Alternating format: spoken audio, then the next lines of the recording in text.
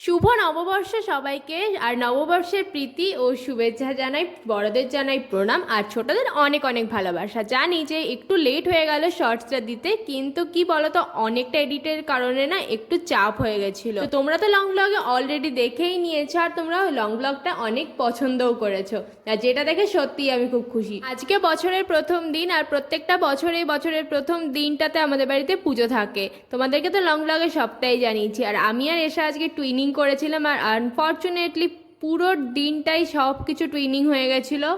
আর রাত্রিবেলা আমি আর আমার বোন মিলে বেরিয়েছিলাম, বেশ কিছু কাজ ছিল, তার সাথে ছিল হালখাতা, তো সেগুলোই করতে বেরিয়েছিলাম। এবার তখন ইচ্ছে করে আমরা টুইনিং করতে যাই, বাট তখন আর হয়নি। আনফর্চুনেট জিনিসগুলোই না একদম বেস্ট হয়।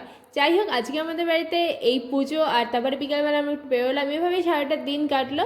তো দেখা হচ্ছে সন্ধ্যাবেলার ব্লগে। তো আজকের মতো এটুকুই, বাই।